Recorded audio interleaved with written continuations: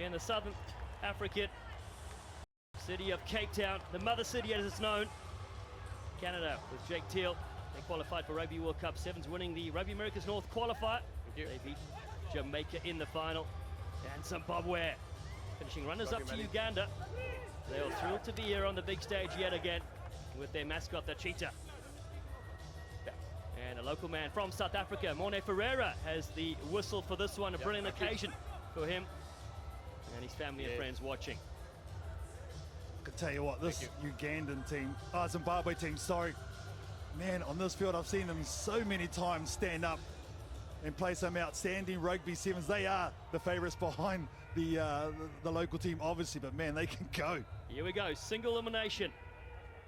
Zimbabwe on the left, kicking off to Canada. Rugby World Cup 7s 2022. It is day one, match 2. Big kick here for Ryan Musumi, the man known as the Terminator. Oh, it sits up, bounces around, eventually picked up, and a solid hit comes in as well as Anton Ngongo goes to the ground for Canada, but Zimbabwe have the early penalty. Looking to get hands on possession early. They go, Godfrey Magamombe for the line. He's there! Zimbabwe get their first try. Rugby World Cup 7s, and it only took 20-something seconds. Oh, what? There we go. Here we go. This is what they love. Bit of momentum right off the kickoff, using some great defense to get a turnover.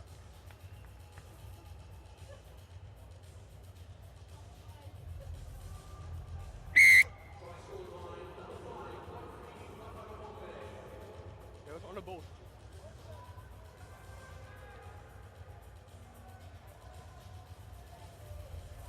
Brilliant score from Zimbabwe. Godfrey Magamombe, the 24-year-old of the old Georgians Rugby Club. 7-0, looking to cause one of the major upsets on this big stage. Don't forget Canada, a core side on the series. They get plenty of experience against the top side. Jojo Mora takes this one. Canada will get the penalty. They want to get on with things as well. Down to the short side they work. Isherwood's there. A man known as the mullet man for obvious reasons. Teal can't handle. It's pressure again from Zimbabwe with advantage. Wow. Defensive pressure. You can see them, they're up for it. They're testing Canada physically at the moment. Canada just standing a little bit still when they're receiving the ball. A couple of those passes were pretty average, to be fair. Hard on Jake Teal to take that one. And this is probably one of the most hardest place to defend, a midfield scrum, and the game is 7 so tough. You've got the natural overlap if you come right. Set. Scrum feet for Zimbabwe as they slip around. They've lost this one. Very unfortunate because it was danger time as they picked up. Oh, Musumi, he had the 3-on-1. Again, just the footing was very tough as the shadows just creep off this ground. It'll dry it pretty quickly. Man, that's a huge let off for the Canadians. Bind. Thomas Isherwood to feed this one. Set. Man from Okotok, Alberta. Free kick. He taps and goes. Back of scrum. Got to take it from the mark. Yeah, we can take it anywhere behind the mark, just a little bit in front there. So no need to rush here for the Canadians. Just need to set their play up. It's all about their composure. Big Jake Teal. Debuted in Sydney 2018. Says his favourite commentator is Rob Vickerman. Well, we'll have to have a word with him later. Well, he has to pick his choice. He has to get more educated, I think, doesn't he? Canada. Brock Webster. He's an exciting youngster. Gets rid of one. Does Webster defend as well? A couple of big tackles in. As Anton Ngongo, the 25-year-old, goes up to Isherwood. Jojo Mora. Matt Aworu, in fact, lovely breakout. Good contact. Mora does well. Across they come with Alex Russell. Webster can't get free in that occasion. Canada, another penalty, simply pinned in their half. Yeah, but again, no need to rush here. I think this is better work for the Canadians, just working their way into the game as we saw with Ireland in the first game of the day in this tournament. I think this is smart. See Zimbabwe just living and trying to pressurise this Canadian team, but I think Canada should go to the set piece, play it at their pace, try and get the likes of Jake Teal into it. Very physical. Brock Webster, well, he's fantastic, this young man. He really is. Here comes the mullet man now. Knocked down is Isherwood. Ngongo looking for Morrow. Webster on the outside, play his rugby with the Toronto Arrows. He's got some great speed, gets rid of one. Morrow's there in support. Canada looking dangerous, but they slip to the deck and manage to regather. Does Jojo Morrow. Couple of good fans, a lot of red jerseys here on the near side. If they can get it there, they could be in. Teal shifts it across. Phil Burner, the captain, on the outside. Alex Russell. Russell getting chased. He will score for Canada. And it's Alex Russell that strikes back here. Great patience from the Canadians. Yeah, fantastic build-up from the Canadians. Exactly what they want to achieve. It was a great set piece at the line-out. They gave it to Webster on the outside. He made a break, and then this guy picked it up off Webster. Morrow's already shown he's very elusive, very strong as well. You can see the power in his upper body.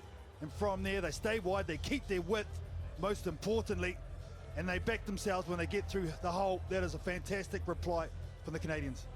Well, Alex Russell, his father, is his biggest inspiration. Watched him play rugby as a youngster, he did, and now he's doing it here on the global stage. Brilliant moment for him and his family. 7-all. He's got Canada right back in this here. Coach Henry Paul, we spoke to him earlier this week, and he said this young team just needs more time together. They had a couple of close moments in the last few tournaments. He's got a couple of gold nuggets in the likes of Webster and Morrow. So the more opportunities they get at this level, man, they are showing that they can jam. Webster goes to the skies. Black. Knocked down. Isherwood picks this up. Brilliant bit of skill from Thomas Isherwood.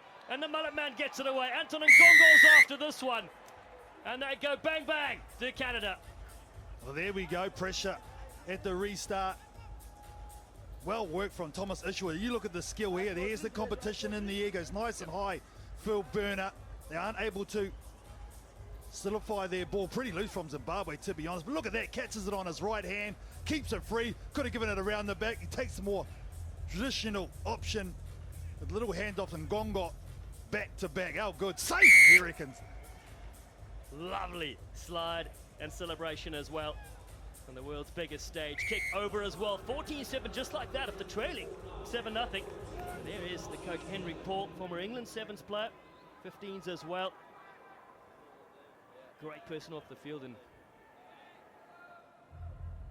probably could still do it on the park as well. Oh yeah, he's got some fancy footwork, always has. He's HP, and I tell you what, great to have him in charge of this Canadian outfit. A lot of IP. A lot of HP from IP. Cross goes Zimbabwe. Godfrey does really well, the try scorer. Magara Mombe. Can them in from Africa. Come back here in this first half. Gathered. Little stutter there. Throw it in. Muneta, one of the twins, has a penalty. Oh no, Anne's got to go. Deliberate. Yeah, deliberate knockdown. So this is a massive opportunity for Zimbabwe just before the half to get back in this one. Been one of their men too, Morrow. Deliberate knock on. Jojo Morrow, 2 minutes in the bin, so the last play of this first half and then a bit of the second, of course. We spoke about the inexperience of this Canadian team. That's one of them. They had it covered defensively. Didn't need to do that. So that'll be a massive learning. They're going to go to the line. It has to be played. So kick down there from Shingi Kachere, the 25-year-old. Part of the possession, though, goes here to Canada. Ngongo across to Webster. Webster goes on the outside. He made that look easy and then puts the kick through, the grubber kick, bouncing around. Pushes his opposite number, Kachere, towards the touchline. And that is the half-time whistle. So a slender lead here from Canada in match number 2 in the Rugby World Cup Sevens 2022. They lead 14 points to 7 against Zimbabwe.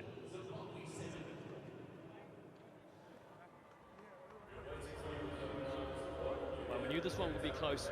They absorbed the early pressure to the Canadians, but pressed for Zimbabwe early on. Oh, most definitely. They got the early try that they wanted.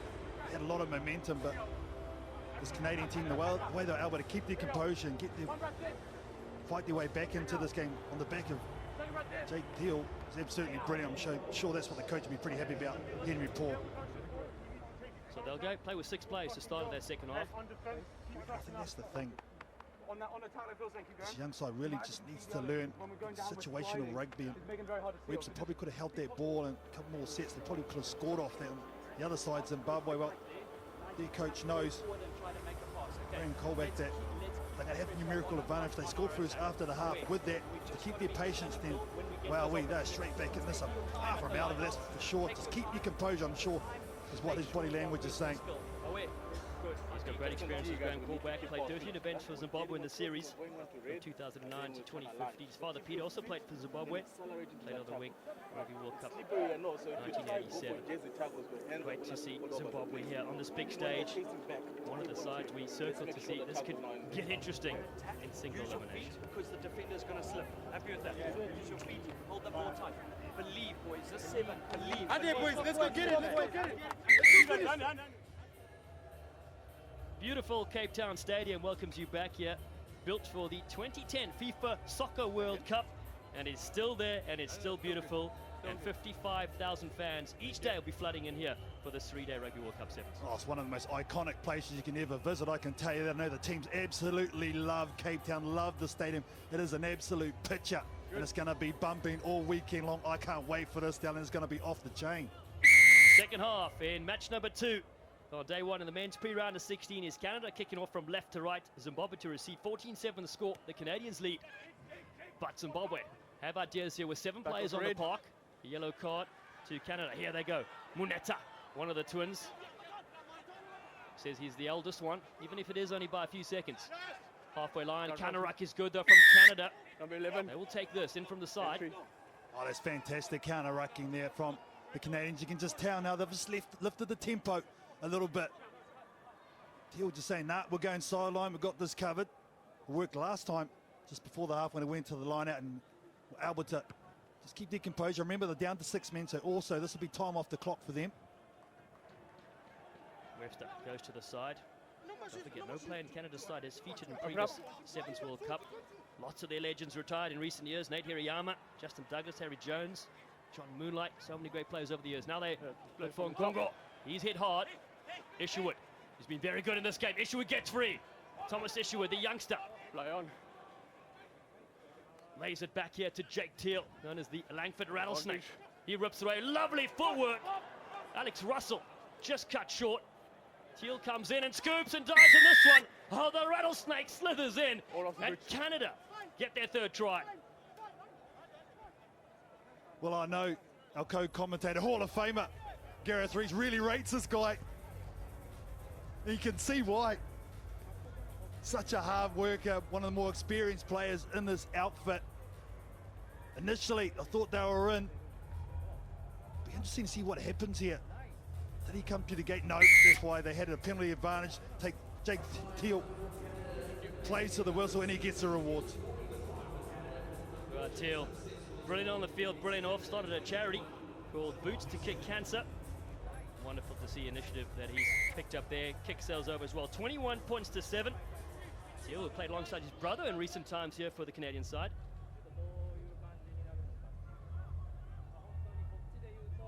Uncle was also a bobsledder for Canada.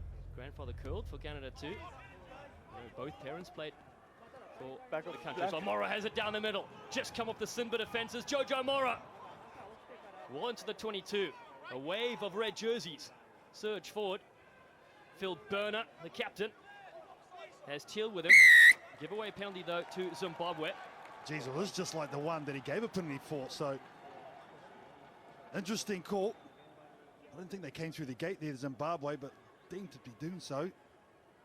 Just more of there. If he had an opportunity to pop that off the deck and they had numbers loaded, decided to take it to the ruck. So once again, just those little learnings in this type of situation is something I'm sure their coach will be talking about. So here's the chop tackle.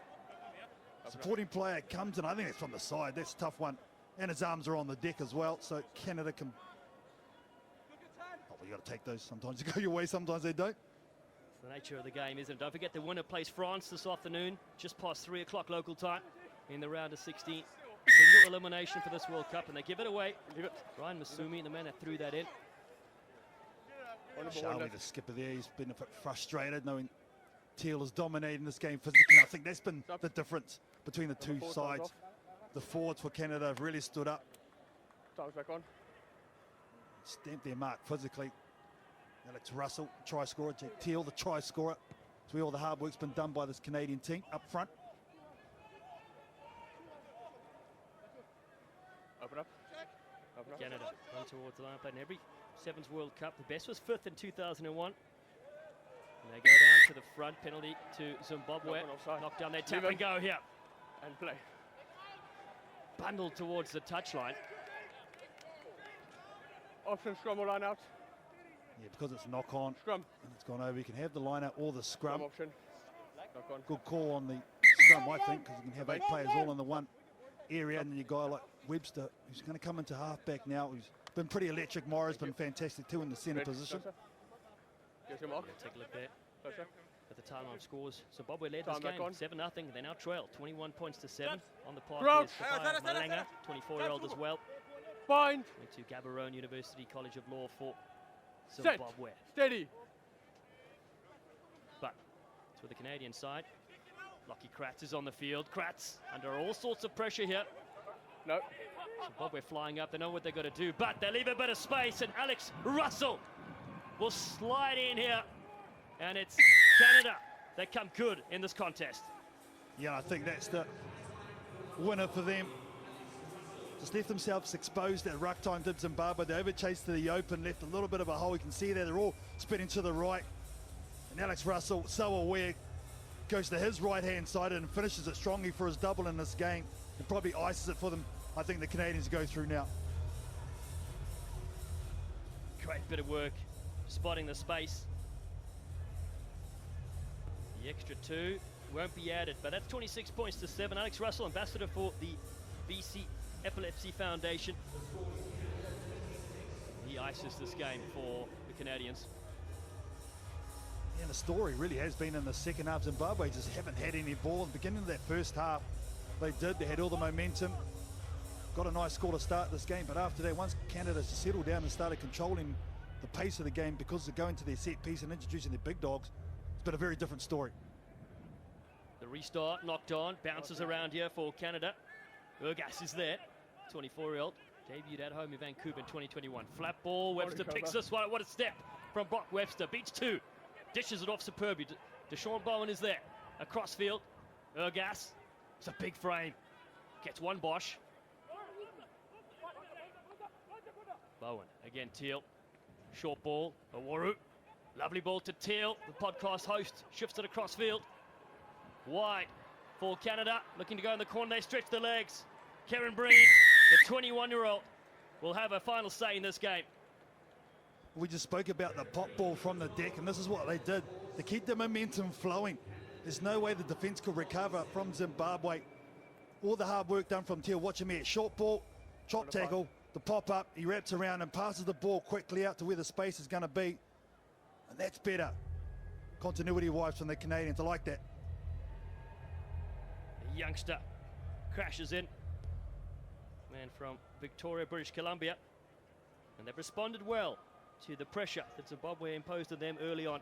I'll tell you what, this is a good performance. Very, very good performance from the Canadians. They knew this is going to be a very tough game. The Zimbabweans do have some threats, but they've nullified that. They've copped some heat, but they've been able to just keep their composure and execute. Good performance first up. So they will face France at 2 minutes past 3 p.m. local time here. Or maybe before that, it'll be Ireland, England in the round of 16. Knocked back here. Bowen has it again. Pacific Pride rugby program where he plays his rugby. Ball on the ground though, picked up here. Masumi floats one over the top. Lost the best looking pass. And that'll bring the full-time whistle in match number 2 in the men's pre-round of 16. And it's Canada that performed superbly here to come through victorious by 31 points to 7 against Zimbabwe.